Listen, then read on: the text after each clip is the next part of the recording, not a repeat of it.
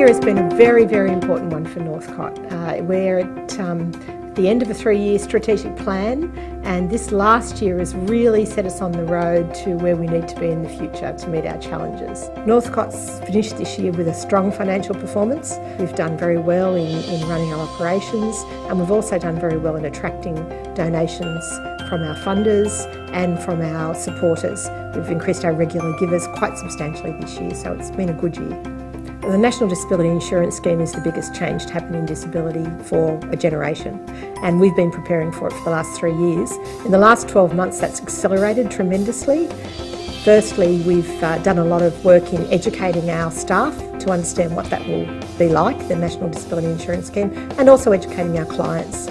We've had a number of wonderful innovations in the past 12 months. We opened the Merv Wright accommodation complex in North Parramatta, and we have a number of people with disabilities living independently in that complex with some support from good neighbours and some drop-in support from Northcott. It's a great way of enabling people with disabilities to live independently in their own place in the community. All In, which is the new website we've launched this year in Northern New South Wales, is a great innovation. What it does is it gives children with disabilities the opportunity to be involved in mainstream community activities by providing hints and tips and ideas about how mainstream community organisations can include those children in the things that they should be included in.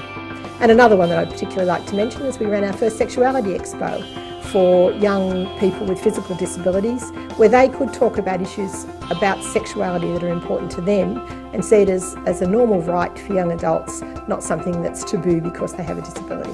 In the last 12 months, I think Northcott's focus on person-centred practice has really come into its own.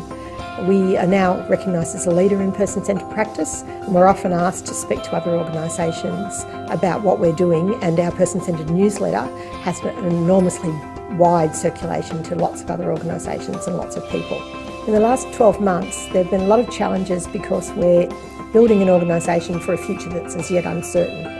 So we have a lot of things that we're not quite sure what they'll look like, but we have to be ready for them anyway. But it will be an exciting ride, so I look forward to it, and I look forward to talking again in 12 months' time about what a wonderful year it's been.